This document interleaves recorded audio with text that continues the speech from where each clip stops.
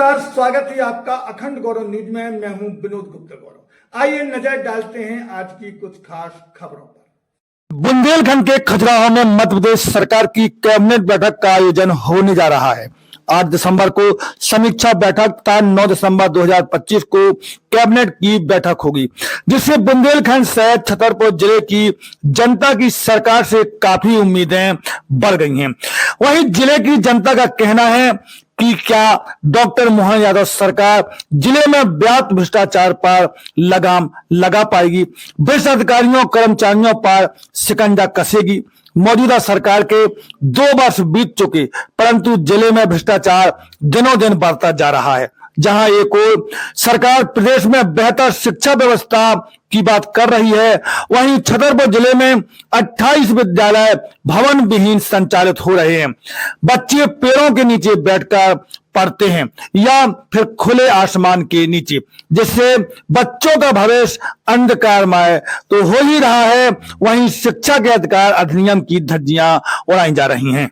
पूर्व विकास खंड के कन्या प्राथमिक शाला विद्यापुरम, कन्या प्राथमिक शाला बहादुर जू का पुरवा, कन्या प्राथमिक शाला उद्यान पुरवा, माध्यमिक शाला रोरा, प्राथमिक शाला कदारी, प्राथमिक शाला ब्यावरा पुरवा, विकास खंड लौकतनगर के प्राथमिक शाला हिडोराबाड़ी, कन्या प्राथमिक शाला झिन्ना, कन्या प्राथमिक शाला बछौन, कन्या प्राथमिक शाला अक्टोहा, विकास खंड बिजावर के प्राथमिक शाला लखरावन, माध्यमिक शाला छापा, प्राथमिक शाला गणेशगंज, विकास खंड गोरिहार के प्राथमिक शाला ठकुरानपुरवा, प्राथमिक शाला लूकापुरवा, प्राथमिक शाला बेरी बकटोरा, प्राथमिक शाला नेहरा, प्राथमिक शाला मोतीपुर, प्राथमिक शाला खुड़ेरी, विकासखंड नौगांव के प्राथमिक शाला जहर्रा, विकासखंड राजनगर के प्राथमिक शाला प्रतापपुरा, प्राथमिक शाला चौका कोड़ा, प्राथमिक शाला रामपुरा, विकासखंड बड़ा मलहरा के प्राथमिक शाला मारोट खेड़ा, प्राथमिक शाला बामन कोला, प्राथमिक शाला चरखारी खेड़ा, प्राथमिक शाला हरजन खेड़ा खरदूती, विकासखंड बक्सवाहा के प्राथमिक शाला पाली, यह सभी विद्यालय बगैर भवन के चल रहे हैं। इनका भविष्य भगवान भरोसे है। उच्च शिक्षा की बात करें तो 2001 के बाद बुंदेलखंड के 6 जिलों में किसी भी विश्वविद्यालय में ऐसा कोई कुलपति नियुक्त नहीं किया गया जिसकी जन्मभूमि या कर्मभूमि बुंदेलखंड हो। तो क्या मध्य प्रदेश सरकार ने बुंदेलखंड में किसी भी व्यक्ति को कुलपति बनाने योग्य नहीं समझा? जैसे महाराजा छत्रसाल बुंदेलखंड विश्वविद्यालय छतरपुर में नियुक्त किए गए कुलपति श्री प्रियव्रत शुक्ल जो जबलपुर के हैं, श्री टी.आर. थापक जो उज्जैन के हैं, श्रीमती सुभा तिवारी जो बघेलखंड से हैं, श्री राकेश सिंह कुशवाहा जो कानपुर से हैं, परंतु बुंदेलखंड से कोई नहीं है। बुंदेलखंड में 3 शासकीय विश्वविद्यालय संचालित हो रहे हैं।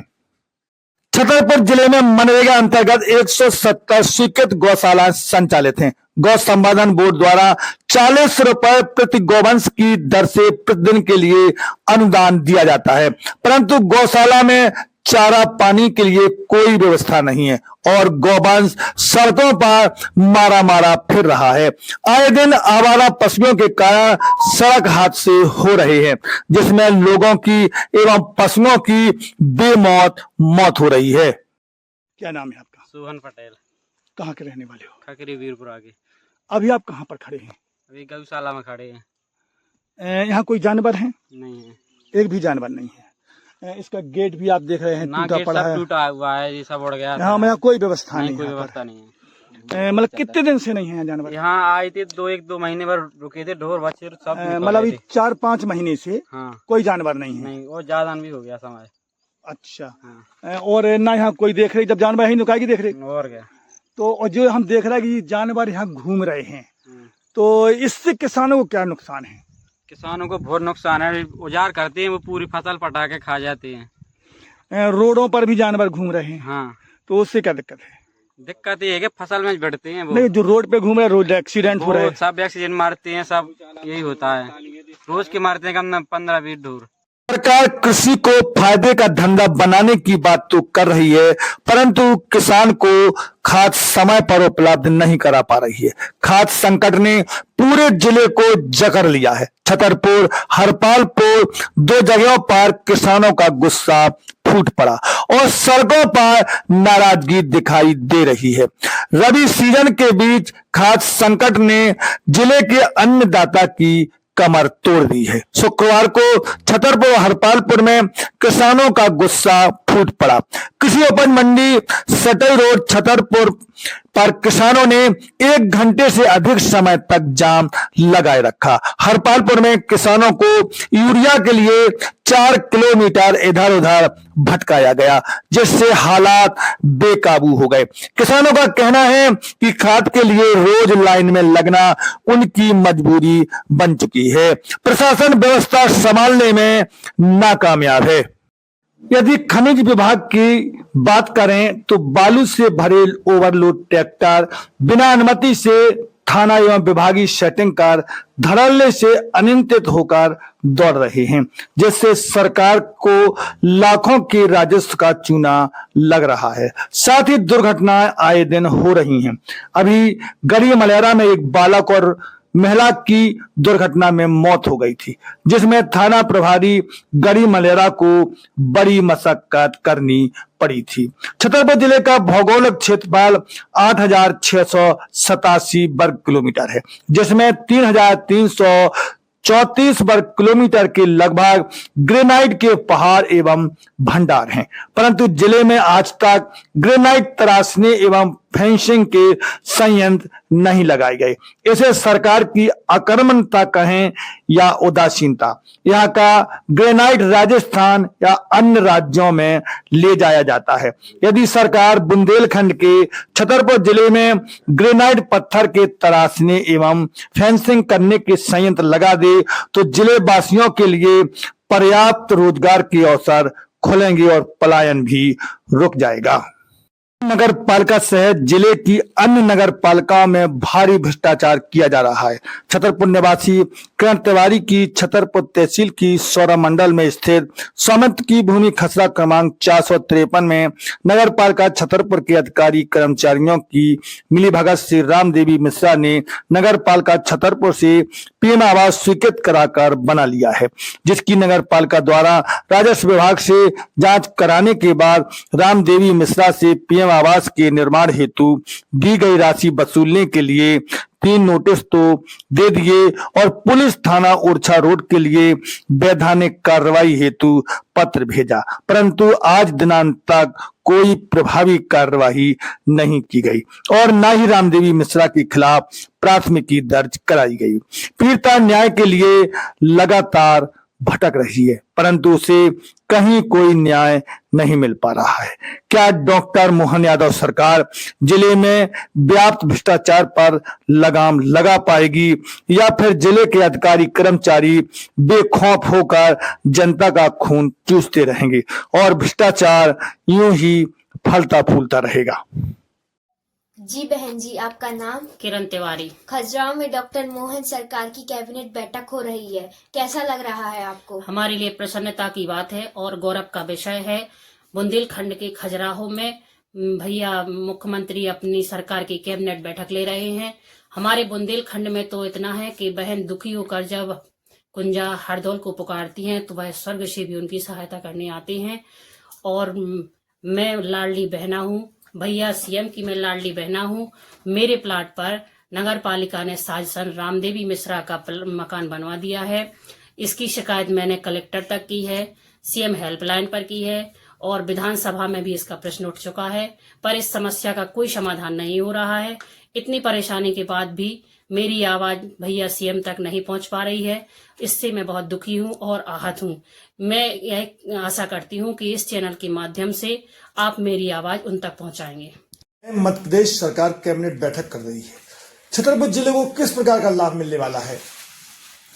देखिए, मोहन सरकार जो मध्य प्रदेश में जब से बनी है वो संभागीय स्तर पर भी बैठकें आयोजित कर रही है। जैसे ही जब माननीय मुख्यमंत्री मोहन यादव जी बने थे तब उन्होंने अपनी दूसरी कैबिनेट जो है उज्जैन में आयोजित की थी, कि जिससे उज्जैन संभाग की जितनी भी विकास से संबंधित समस्याएं हैं उनका निराकरण करने के लिए वहां बैठक की गई थी।